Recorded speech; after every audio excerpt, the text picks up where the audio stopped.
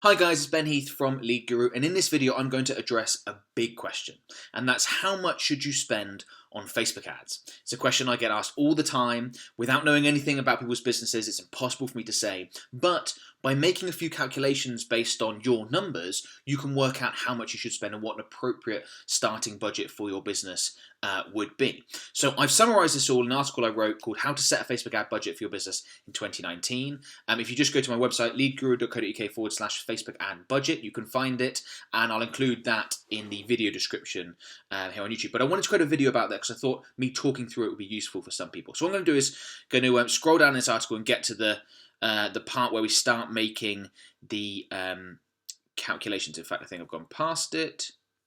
Yes, I have. Here we go. How to calculate your Facebook ad budget.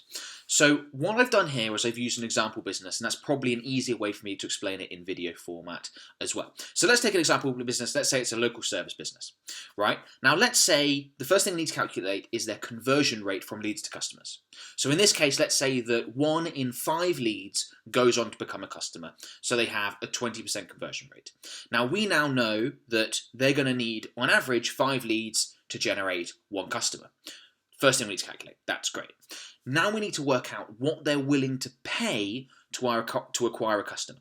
So scrolling down further, you can see that let's say the average lifetime customer value for this service-based business is £1,000. And let's say that £250 of that is billed up front. These are not unrealistic numbers, by the way. We've worked with a business that had this exact numbers. That's what I used as an example. Now, most people, when advertising on Facebook, will look at those numbers and they won't think of the lifetime customer value. They'll just think of the £250 and they'll think, right, £250 is what the customer is worth to me, therefore what am I willing to pay to acquire that customer? £25, £50, something like that. In my opinion, that's not enough. That customer's worth a lot more money to you over their lifetime.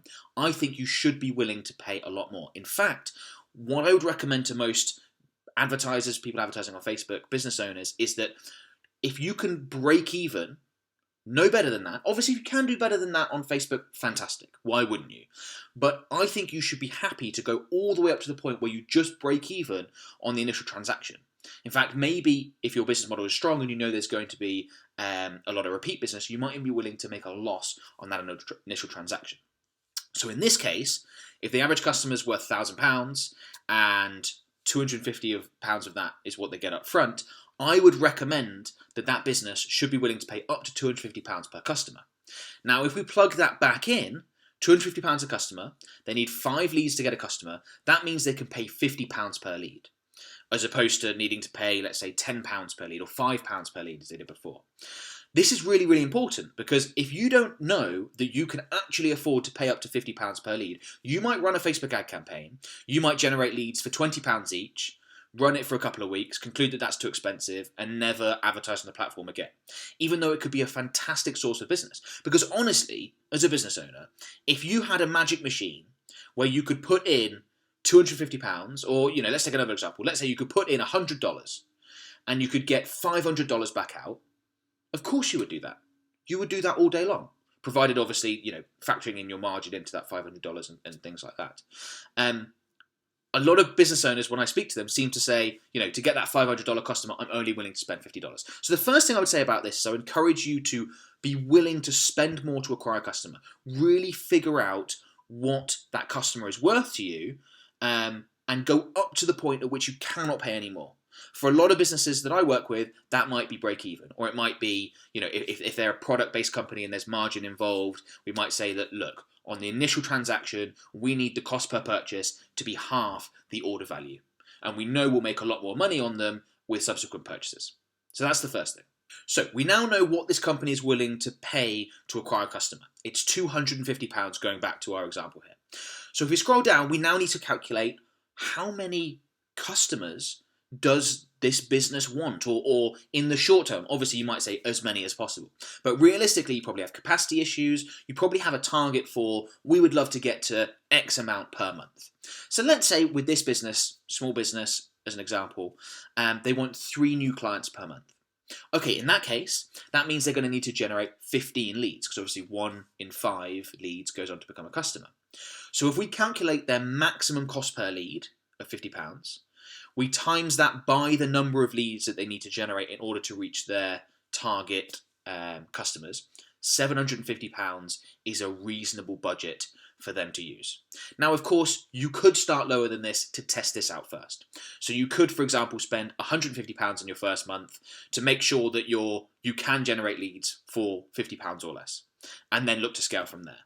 You could, of course, start with the £750, and if it's working really well, hire some more staff, grow your business, whatever it is your business model is, and look to scale from there. But if you're thinking in your mind, right, I'm willing to pay up to X, I want this many new customers per month. So in this case, the business is willing to pay £250 per new customer. They want 3 new customers per month. Therefore, they're going to need to generate 15 leads.